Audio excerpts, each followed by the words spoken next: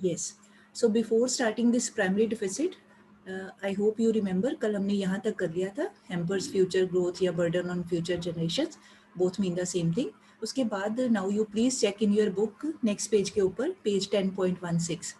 One heading is given sources to finance fiscal deficit. ठीक है, sources का मतलब कि from which places अगर fiscal deficit has been incurred या is being या is getting incurred, तो then what can be the probable sources with the help of which the government can finance it, कि अगर घाटा हो ही गया है तो फिर कहाँ से पूरा किया जा सकता है. तो these are the probable sources. These does not mean कि इनकी ही help लेनी है, ऐसा नहीं है. मतलब these are the possible ways whose help can be taken. ठीक है, अब वो कौन से हैं? फर्स्ट है बोरोइंग और सेकंड है डिफिसिट फाइनेंसिंग. ठीक है, तो नाउ बोरोइंग का वही मीनिंग है. Borrowing means to borrow money from. किससे बोरो करना है? Money can be borrowed by government from internal as well as external sources. ठीक है, तो जो इंटरनल सोर्सेज होते हैं, इंटरनल में कौन से आ जाते हैं? Internal sources include borrowing from the general public of the country which is called public debt या पब्लिक बोरोइंग लिखा होता है इन सम बुक्स. सेकेंड होता है हमारा borrowing can be done by government from central bank.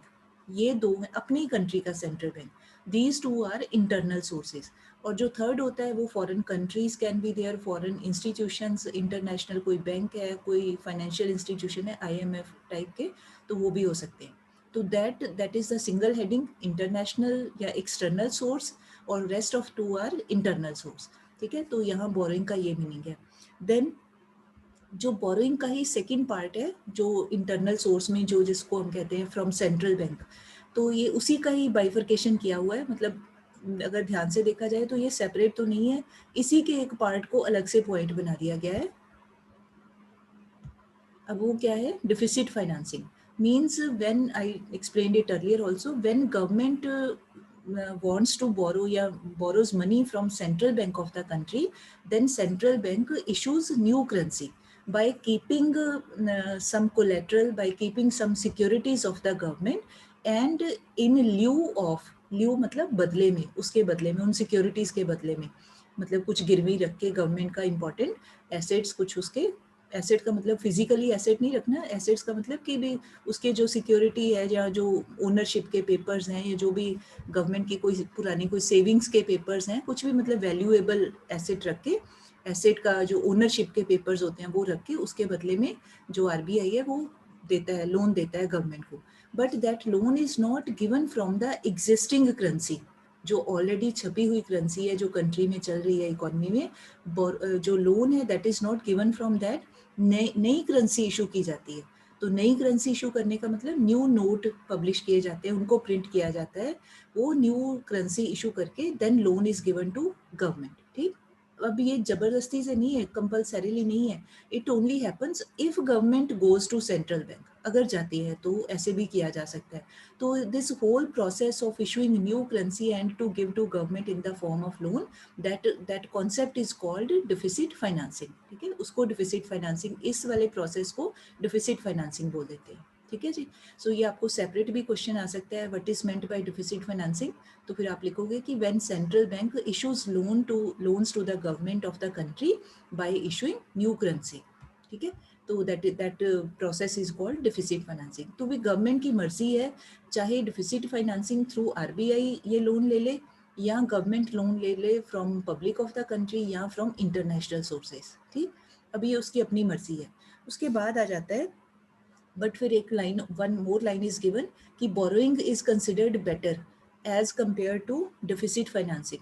अब देखा जाए तो ये डिफिसिट फाइनेंसिंग भी मैंने जैसे पहले बताया ये इसका ही पार्ट है. अगर गवर्नमेंट बोरो करती है RBI से, तो यहाँ पर फिर बोरोइंग बेटर कैसे है? बोरोइंग का मतलब है कि अगर government borrows money from people of the country, उनसे लोन ले लेती है, तो वो कहा गया है कि अगर इंटरनेशनल, मतलब मर्जी है, अगेन कोई ऐसे हार्ड एंड फास्ट रूल नहीं है. इंटरनेशनली अगर लोन लेते हैं तो फिर ठीक है, फिर उसकी तो इम्प्लीकेशन है कि इंटरनेशनल प्रेशर बढ़ता है कंट्री के ऊपर, या इंटरनेशनली जो अदर कंट्रीज़ हैं they try to impose their terms and condition, मतलब they manipulate the situation, exploit the need of the country, मतलब वो भी एक है. अब ये गवर्नमेंट की चॉइस है, वो किससे भी बोरो करना चाहती है, कि आरबीआई को छोड़ के, डिफिसिट फाइनेंसिंग वाले काम को छोड़ के, बाकी internally externally from wherever it wants to borrow it can. ठीक है, तो ये क्यों बेटर नहीं है, इसको क्यों बढ़िया नहीं समझते, इसका सिर्फ एक ही रीज़न है कि भाई जब वो new currency comes in circulation in the economy, तो उसके करके इकोनॉमी में लोगों के हाथ में मनी आ जाता है, पैसा आ जाता है। तो जब लोगों के हाथ में पैसे आते हैं, that means purchasing power of the people increases due to increased money supply. और डिटेल हम आगे लेसन करेंगे मनी एंड बैंकिंग का, उसमें आएगा। तो in the hands of people money supply increases, तो it leads to inflationary situation in the country, की डिमांड्स बढ़ जाती हैं और सप्लाई उतनी अभी चीज़ों की हुई नहीं होती, तो एज ए रिजल्ट महंगाई हो सकती है, इन्फ्लेशन हो सकता है। तो just to keep this problem of inflation in check, कि वो ज़्यादा ना बढ़े, तो इन्फ्लेशन को रोकने के लिए फिर गवर्नमेंट कहती है कि भाई बोरो ही करना है तो फिर किसी और से बोरो कर लेते हैं, बजाय उन दोनों से, बाकी पब्लिक और एक्सटर्नल सेक्टर से बोरो करे तो उससे डायरेक्टली कोई इकोनॉमी के अंदर वो पैसे नहीं आते हैं, गवर्नमेंट उसको फिर अपने हिसाब से यूज़ करती है एज एंड व्हेन रिक्वायर्ड। तो थोड़ा सा बस यही है, फ़र्क इतना ही है कि इसके करके इन्फ्लेशन कैन बी देयर, तो इन्फ्लेशन को रोकने के लिए फिर गवर्नमेंट जो है that may take resort of this borrowing, but otherwise it depends upon the situation. ऐसे कोई हार्ड कोर डिसीजन नहीं होता कि क्या करना है क्या नहीं, as and when whatever is suggested by the experts, financial experts to the government, तो आरबीआई ही सुजेस्ट करता है, वही फाइनेंशियल एडवाइस करता है, तो जो गवर्नमेंट को एज पर सिचुएशन जो रिक्वायर्ड होता है, ठीक लगता है, उसकी हेल्प ली जाती है। ठीक है, उसके बाद एक और पॉइंट दिया हुआ है, that is not given in your book but you are requested to note down, आप ऐसे ही नोट कर लो जरा जल्दी से। मेजर्स टू रिड्यूस इट, ये तो है कि भी यहाँ से ले सकते हैं, अब और क्या है कि भी ये तो ऑप्शंस हैं, अवेलेबल ऑप्शंस हैं। मेजर्स टू रिड्यूस का मतलब कि प्रैक्टिकली फिर क्या किया जाए, what should be done practically to control this fiscal deficit. तो इसमें भी वही पॉइंट्स ऑलमोस्ट आ जाते हैं जो रेवेन्यू डिफिसिट को रिड्यूस करने के थे। एक तो है कि government should reduce its public expenditure. अब कौन से वाला public expenditure, now we know, previously we have read one thing, one type of expenditure की ये डेवलपमेंटल भी हो सकता है, नॉन डेवलपमेंटल भी हो सकता है। तो जो गवर्नमेंट है it should reduce public expenditure, specially जहाँ जहाँ भी हो रहा है वेस्टफुल एक्सपेंडिचर, मतलब गैर ज़रूरी खर्चे हो रहे हैं उनको थोड़ा सा कंट्रोल करना चाहिए। एंड नॉन प्लान का मतलब जो रूटीन फंक्शनिंग के ऊपर, कंट्री की रूटीन नॉर्मल रनिंग के ऊपर जो भी खर्च हो रहा है, government should try to curb it. अब इसका ये नहीं मतलब हमने कह देना कि पुलिस बंद कर दो, जुडिशरी बंद कर दो और एडमिनिस्ट्रेशन एम्प्लॉयज़ को हटा दो, ये भी नहीं है। कहने का मतलब कि जहाँ जहाँ हमें लगता है कि फालतू खर्चा हो रहा है, as we see in our homes also, जहाँ भी हमें लगता है कि वेस्ट कुछ हो रहा है, जैसे इलेक्ट्रिसिटी फालतू में चल रही है तो हमें लगता है कि ये वेस्टफुल है, बिल आएगा तो हमें देना पड़ेगा, मतलब हमें लगता है वेस्टेज हो रही है। वाटर कंजम्पशन, मोटर चलाई, पानी वैसे ही चल रहा है, बह रहा है विदाउट यूजिंग, तो पता है फिर बिल आएगा, पानी भी वेस्ट होगा, है ना। तो मतलब जहाँ भी लगता है गवर्नमेंट को कि ये थोड़ा सा इसके बिना भी काम चल सकता है, तो ऐसे नॉन प्लान रूटीन खर्च प्लस जो अननेसेसरीली जो वेस्टेज हो रही है गवर्नमेंट ऑफिसेज में या डिपार्टमेंट्स में, उन चीज़ों को थोड़ा सा कंट्रोल करना चाहिए। बिकॉज थोड़ा सा भी कंट्रोल करेंगे तो वो थोड़ा सा भी उनका लैक्स एंड करोज में ही चला जाता है, तो that will help to reduce this deficit. कोई भी डिफिसिट हो, अब फिजिकल डिफिसिट तो है ही, ओवरऑल है, तो ओवरऑल फिर वो कम ही होगा, तो that would be beneficial for the government. फिर सेकंड है कि government should try to increase its revenue. अब आप ये भी पॉइंट्स नोट कर लो कि खर्च को कम करें, अपनी इनकम को बढ़ाने की एफर्ट करें। तो अब वो इनकम को कैसे बढ़ा सकते हैं, बाय इम्पोजिंग, ये आ जाएगा हमारा रेवेन्यू रिसीट्स का ही मेन आ जाता है इसमें, कि या तो government can impose new taxes, कोई नया टैक्स इंट्रोड्यूस कर दें। पहले तक नहीं वो लग रहा है कि अब कहें भी ठीक है भी हमने पैसा पूरा करना है, खर्चा भी चलाना है कंट्री का, तो नए कोई टैक्स इशू कर सकते हैं, इम्पोज कर सकते हैं, या इंक्रीज कर सकते हैं increasing rate of existing taxes, कि अभी मान लो पहले कोई टैक्स 2% के हिसाब से कंट्री में चल रहा है, तो अब उसको 2.5% कर दें, 2.5 कर दें, या 3% कर दें, थोड़ा सा बढ़ा दें, तो भी वो जो कलेक्टेड मनी होगा that will also help to increase its receipts. फिर check on tax evasion, tax evasion होता है, टैक्स इवेड वर्ड होता है, EVADE, टैक्स चोरी करना। तो चोरी करने का मतलब ये नहीं कि रात को जाके किसी के घर से चोरी की, टैक्स इवेजन का मतलब कि जो लोग भी टैक्स देते नहीं हैं, those who don't make payment of timely payment of tax to government, ना टैक्स लग रहा है बट वो देते नहीं है, by hook or crook, by this or that way, they try to cheat the government with the help of their financial advisers या accountants कुछ ना कुछ तिकड़मबाजी करते हैं कि हमें टैक्स ना देना पड़े। तो ऐसी जो हैबिट्स होती हैं लोगों की, उसके ऊपर government should take strict action.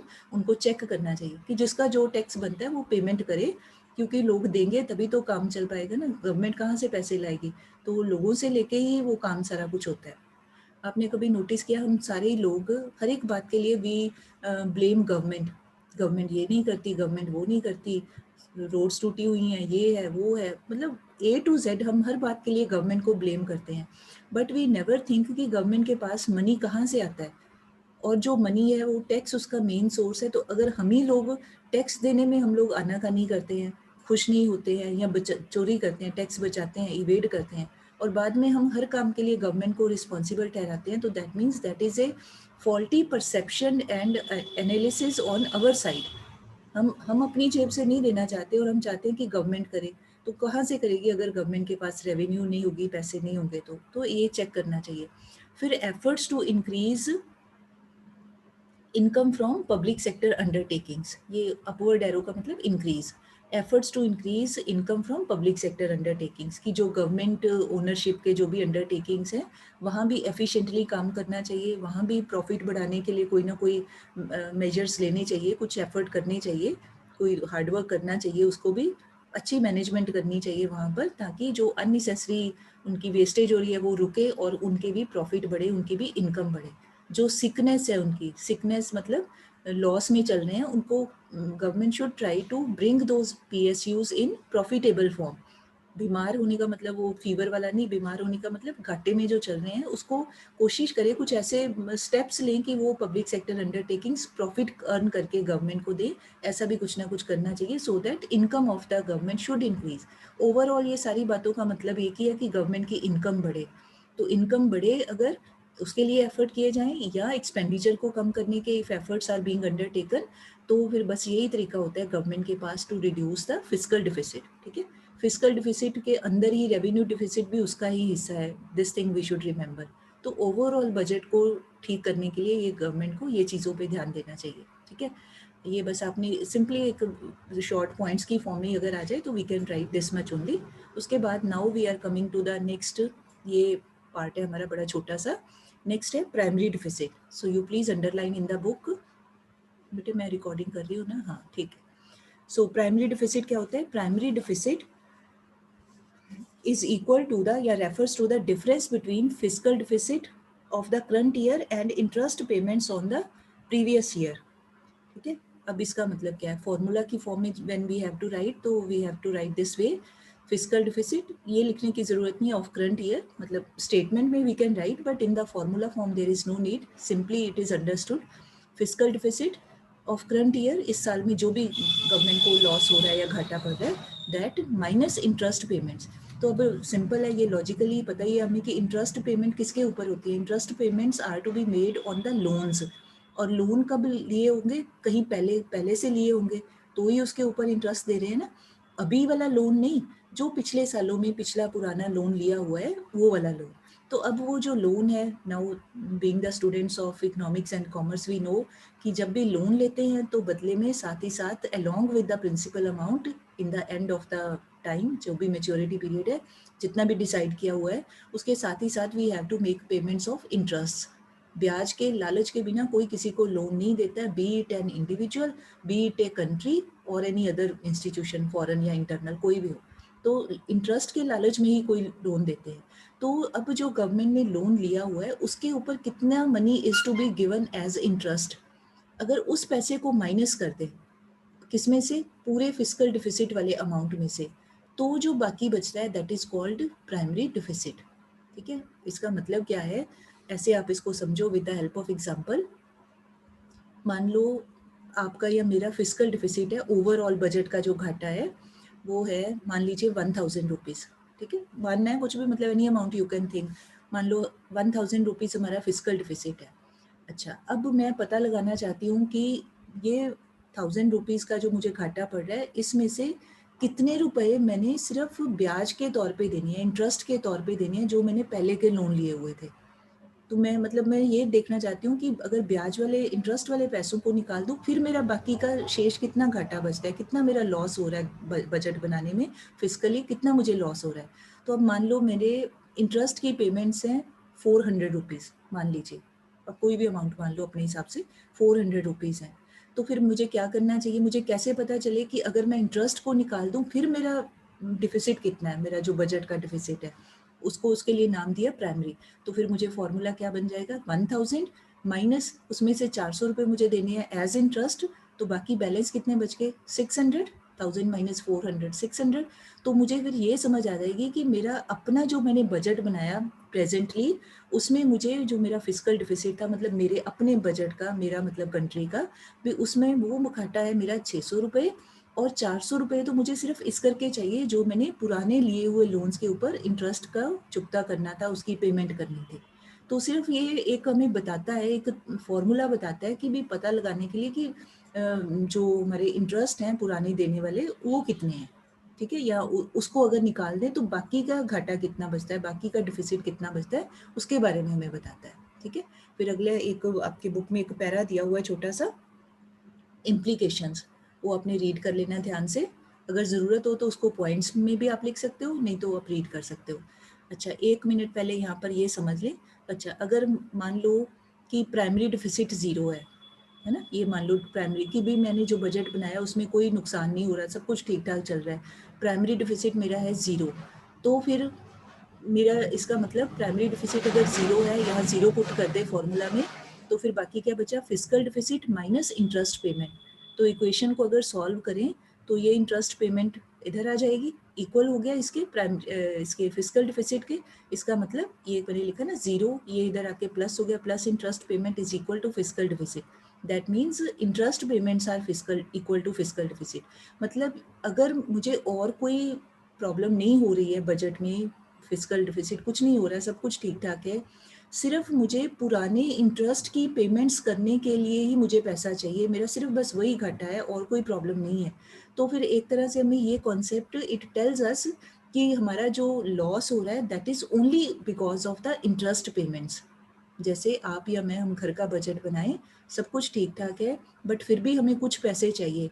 तो अब वो सोचने वाली बात है, वो पैसे क्यों चाहिए, वो पैसे इस करके चाहिए कि पहले हमने किसी से, पड़ोसियों से कुछ लोन लिया हुआ था, उसके ऊपर इंटरेस्ट पे करना है। तो इसका मतलब फिर वो इंटरेस्ट, जितना इंटरेस्ट देना है वही हमारा फिजिकल डिफिसिट है, और कोई है ही नहीं, मतलब बाकी सब कुछ ठीक ठाक है।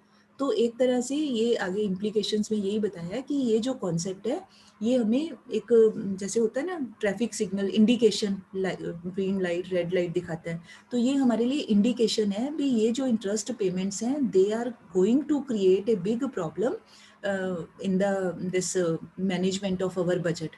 अगर हम टाइमली इंटरेस्ट पे नहीं करते हैं, या हम ज़रूरत से ज़्यादा लोन लेते हैं, तो obviously more interest is to be given, is to be paid. तो फिर करना क्या चाहिए कि एज सून एज पॉसिबल जो भी हमने लोन लिया हुआ है उसके ऊपर जो भी मंथली एनुअली जैसा भी डिसाइड किया गया था as per the agreement by government, तो वो इंटरेस्ट की payment as early as possible करनी चाहिए, क्योंकि जितनी जल्दी हमारा इंटरेस्ट पे होगा उतना ही हमारा इसके ऊपर पॉजिटिव इफेक्ट आएगा, फिजिकल डिफिसिट हमारा कम होगा। मतलब अगर इसी के करके हो रहा है, फिजिकल डिफिसिट हो रहा है, तो फिर effort should be done, effort should be made कि एज अर्ली एज पॉसिबल जो पुराने लोन्स के ऊपर इंटरेस्ट की देनदारियां हैं वो जल्दी से जल्दी खत्म की जाए, क्योंकि वो जल्दी से जल्दी खत्म होंगी तो ही हम फिर प्रिंसिपल अमाउंट के लायक भी पैसे जोड़ेंगे और उसको पे करेंगे। पहले तो अभी तो ये सिर्फ इंटरेस्ट का ही जा रहा है, ठीक है। तो इंटरेस्ट को देने के साथ ही साथ क्विकली ये सोचना चाहिए कि हम अपने लोन को क्लियर कैसे करें, उसकी तरफ ज़्यादा ध्यान देने की ज़रूरत है। ये जो प्राइमरी डिफिसिट का कॉन्सेप्ट है, हमें उसके बारे में ज़्यादा एनालाइज करता है या हमें हेल्प करता है, उसके बारे में सोचने के लिए बताता है। तो आगे जो पैरा दिया हुआ उसमें यही है कि अगर हम इंटरेस्ट पेमेंट्स को निकाल दें तो फिर पता चल जाता है कि हम, हमारा जो फिजिकल डिफिसिट है उसमें से कितना पैसा हमारा एक्चुअल में आया है, जो हमें हमारे अपने प्रेजेंट बजट के करके प्रॉब्लम आ रही है, तो उसी का नाम दे दिया जाता है शेष बचे हुए को, बाकी बचे बैलेंस को, उसको कह देते हैं प्राइमरी डिफिसिट। ठीक है, तो ये सारा है इसका very small paragraph, more detail is not required, as per syllabus हमने उतना ही करना है। तो आप कई बार सोचते होंगे कि किसी टॉपिक को ज़्यादा इलेबोरेट करते हैं, किसी को कम, तो बेटा वो सिलेबस के अकॉर्डिंग ही वी हैव टू फॉलो। हम अननेसेसरी नहीं जा सकते, क्योंकि फिर that will consume a lot of time and that is not required also as per your class right now. अब है कि अब इसको मेयर्स कैसे करेक्ट करें, अगर ये हो ही रहा है, ये प्राइमरी डिफिसिट भी हो रहा है, तो फिर इसको ठीक कैसे करें। सीधी सी बात है, कोई प्रॉब्लम है तो फिर इकोनॉमिक्स में आपने पढ़ा है, लास्ट ईयर एक पढ़ा था आपने, what do we call this, positive economics, की प्रॉब्लम्स जो हैं उनको एज इट इज़ स्टडी करना। तो इकोनॉमिक्स का एक और तरीका होता है कि पहले हम प्रॉब्लम की स्टडी करते हैं, उसको अंडरस्टैंड करते हैं, उसके इम्पैक्ट इफेक्ट सब कुछ देखते हैं, तो फिर नेक्स्ट स्टेज पे स्टेप आता है कि फिर उसको how to make it correct. अगर बीमार हैं तो फिर कैसे ठीक हो, तो मेडिसिन लेनी चाहिए, कोई इंजेक्शन लगवाना चाहिए, तो ऐसे ही है कि क्या मेयर्स अडॉप्ट करें इसको ठीक करने के। तो पहला तो यही है कि we should try to reduce, we मतलब government should try to reduce its a physical deficit. कोशिश करें कि रेवेन्यू साइड पे, कैपिटल साइड पे फालतू खर्चे ना हों। डिफिसिट को फिर बाकी वही बात आ जानी है कि एक्स्ट्रा जो अननेसेसरी खर्च है उनको कंट्रोल करें, रेवेन्यू को बढ़ाने के एफर्ट्स करें, और साथ ही साथ जो सेकंड मेन है with regard to this primary, ये वाले कॉन्सेप्ट के रिगार्डिंग, वो ये है कि repayment of loans should be done as early as possible, क्योंकि जितनी जल्दी हम अपना लोन वापस करेंगे तो उतना ही जल्दी हमारा इंटरेस्ट भी खत्म होगा, और साथ ही साथ प्रिंसिपल अमाउंट जो भी हमने लिया हुआ है कंट्री ने वो खत्म होगा। तो वो खत्म होगा तो हमारी हर तरह की रिस्पॉन्सिबिलिटी खत्म होती है, तो फिर प्राइमरी डिफिसिट भी रिड्यूस किया जा सकता है। एक और है कि आजकल के टाइम में, मॉडर्न टाइम्स में, गवर्नमेंट्स का जो बजट है उसका काफ़ी सारा जो नुकसान है या लॉस होता है, डिफिसिट, वो इंटरेस्ट पेमेंट्स के करके ही होता है। मतलब काफ़ी खर्चा उसी की पेमेंट्स के ऊपर ही हो जाता है कि इंटरेस्ट चुकाना है, उसके ऊपर ही बहुत खर्चा होता है। तो क्योंकि अब सारी गवर्नमेंट्स, सभी कंट्रीज़ में डेवलपमेंटल होता है, इकोनॉमीज़ का पर्पस होता है, गवर्नमेंट्स खर्च करती हैं डेवलपमेंट के कामों पे। तो इतना पैसा स्पेशली जो पुअर कंट्रीज़ हैं या जो विद लेस फाइनेंस कंट्रीज़ हैं, कैपिटल डेफिशिएंट कंट्रीज़ हैं हमारे कंट्री जैसे, तो वहाँ पे फिर लोन लेके ही काम करते हैं, तो फिर उसके करके ये प्राइमरी डिफिसिट ज़्यादा बढ़ जाता है। तो इस करके पेमेंट्स ऑफ लोन्स जल्दी से जल्दी उसको वापस करना चाहिए। बस इसका इतना ही है।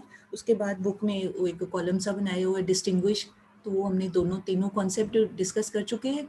तो आपने प्राइमरी का फिजिकल के साथ दिया हुआ है, डेफिनेशन दी हुई है, फिर आगे फॉर्मूला दिया हुआ है, सिंपल है। ऐसे ही रेवेन्यू डिफिसिट और फिजिकल का कॉन्सेप्ट हमने एक्सप्लेन किया, तो उसी में से पॉइंट्स कैन बी मेड।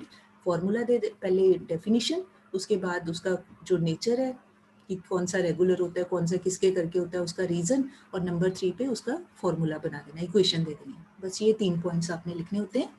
अच्छा, now with this theoretical part of this chapter is over, जो थ्योरी पार्ट है। अब एक और जो सैम्पल पेपर्स में आ जाता है question, sometimes in board also, little bit numerical part. बहुत ज़्यादा डीप न्यूमेरिकल्स नहीं आएंगे, बहुत ज़्यादा detailed numericals are not required in this chapter, but थोड़ा सा ये सारे जो हमने फार्मूलाज किए हैं, रेवेन्यू डिफिसिट, फिजिकल डिफिसिट, ये प्राइमरी, इनसे रिलेटेड कुछ we can be given some numerical values, तो फिर क्वेश्चन पूछा जा सकता है फाइंड आउट दिस और that.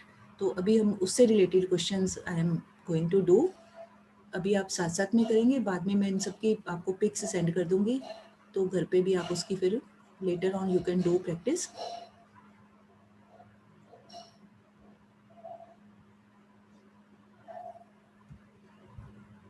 Yes, now please take out your notebook also. Notebook book रखिए और साथ में ये क्वेश्चंस करने हैं जल्दी जल्दी से, आज इस पीरियड में कर लेते हैं हम लोग। लेट मी सी,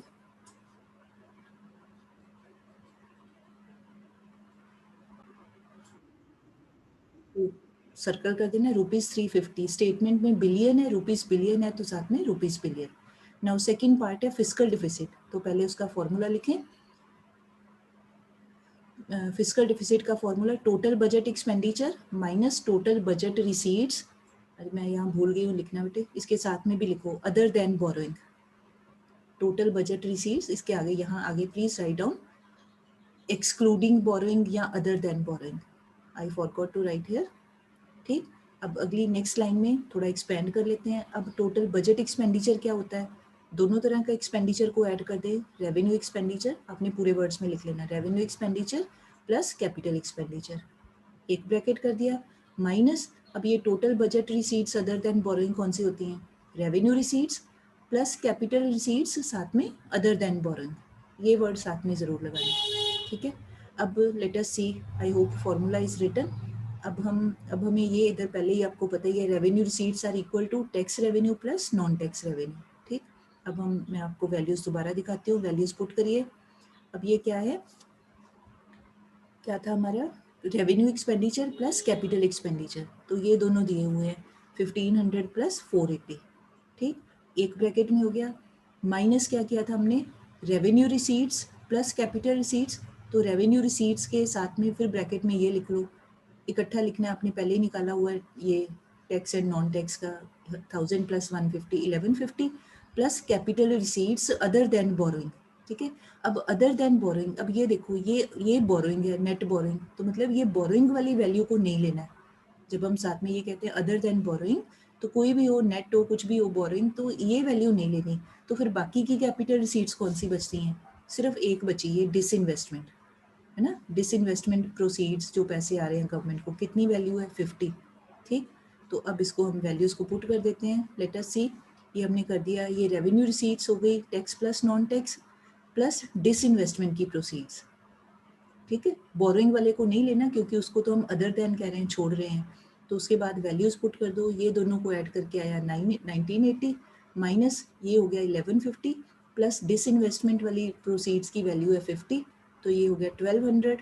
1980 में से माइनस करें 780। रुपीज़ बिलियन है, रुपीज़ करोड़ है, जो भी है स्टेटमेंट के अकॉर्डिंग वो लिखना, ये हमारा आंसर।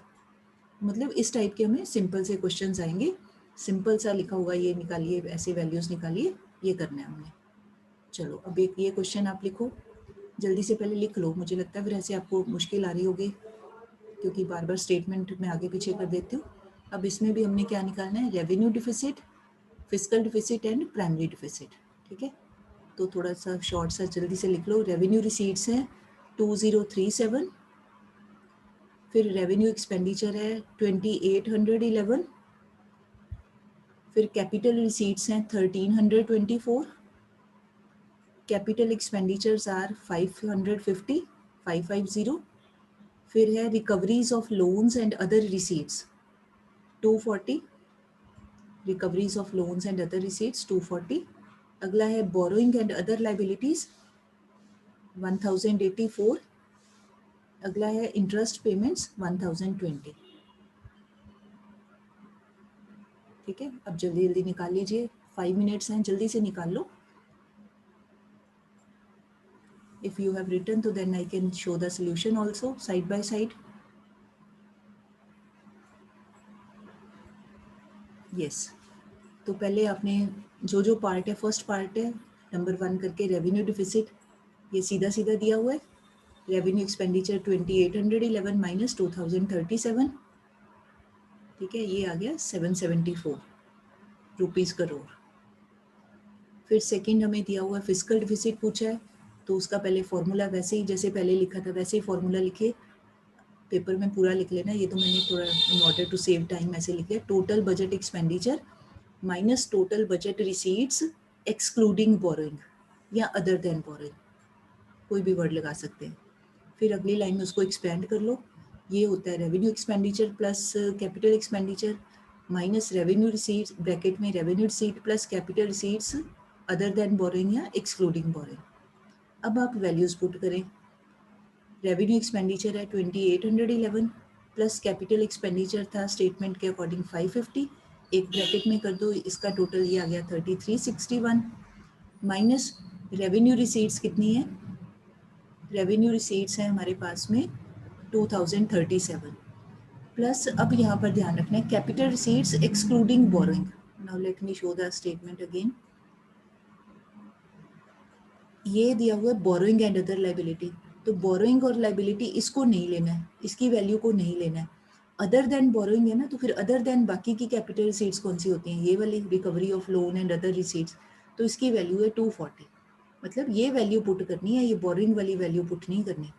तो लेट अस सी क्या आ रहा है फिर हमारे पास, ये रेवेन्यू रिसीट्स है 2037 प्लस कैपिटल रिसीट्स कौन सी वाली, जो है हमारी रिकवरी ऑफ लोन्स वाली 240, तो ये दोनों का टोटल है 2277, ये सारा फिर माइनस करके आता है 1084। ठीक है, उसके बाद आप लिखिए third, primary deficit, primary deficit का formula fiscal deficit minus interest payment. Fiscal deficit हमने ये निकाला है पिछले वाले पार्ट में 1084 माइनस इंटरेस्ट पेमेंट्स हैं, ये कुछ स्टेटमेंट में दिया हुआ 1020, तो माइनस कर दें आ गया 64। ठीक है, मतलब इस टाइप के क्वेश्चंस हमें, ये तो थोड़ा फिर कॉम्प्लिकेटेड, थोड़ी बड़ी सी वैल्यू दी हुई है, अदरवाइज हमें सिंपल सी वैल्यूज आती हैं। बस यही वाले फॉर्मूलाज, तीनों टाइप के डिफिसिट रिसीट्स कौन सी हैं, मतलब आपको याद होना चाहिए, तभी फिर आप सॉल्व कर पाओगे। तो अलग से कोई फॉर्मूला नहीं है, जो थ्योरी में है वही फॉर्मूलाज को साथ में न्यूमेरिकल उसका देके, टर्म देके, वैल्यू देके वो निकालना है हमने। ठीक है जी।